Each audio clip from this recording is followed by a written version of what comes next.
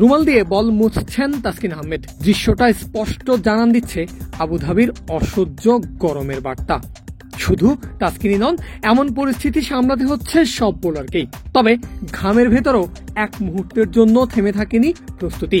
সাকিব, মুস্তাফিজ, শরীফুলরা পাল্লা দিয়ে করেছেন নিজেদের শেষ মুহূর্তের অনুশীলন। কারণ এই এশিয়া কাপের আসরে আছে বাংলাদেশের নতুন স্বপ্নযাত্রা। একই শহরে ইতোমধ্যে শুরু হয়ে গেছে এশিয়া সেরার মুকুট জয়ের লড়াই। বাংলাদেশ যেখানে যোগ দিবে একদিন বাদে। আর এই লড়াইয়ে টাইগারদের সবচেয়ে বড় শক্তির একটা জায়গা পেস বোলিং অ্যাটাক। তাসকিনের পেস, মুস্তাফিজের কাটার আর সাকিবের অ্যাগ্রেশন, সঙ্গে নতুন বলে শরীফুলের ভেলকি, সব মিলিয়ে শুধু এশিয়া নয়, বর্তমান বিশ্বের অন্যতম সেরা পেস বোলিং অ্যাটাক এখন বাংলাদেশে।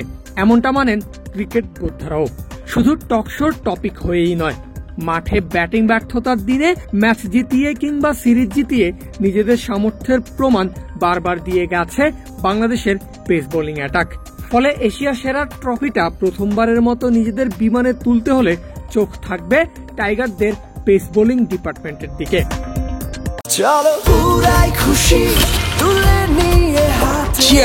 চলো উড়াই খুশি। বাংলাদেশের ভালো করার পথে আরো একটা দিকও সমান গুরুত্বপূর্ণ।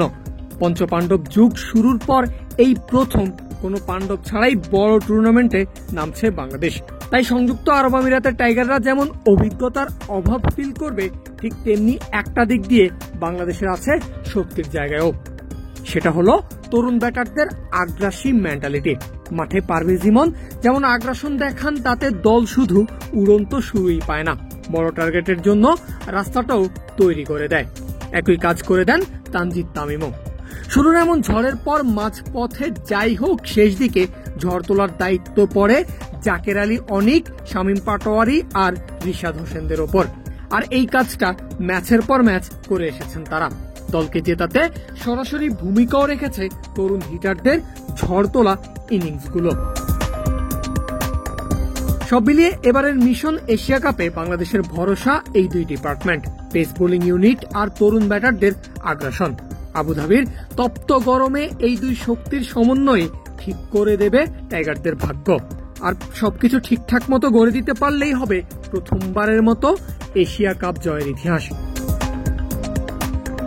পারভেজ আল হাসান, ক্রিক ফ্রেন্জি।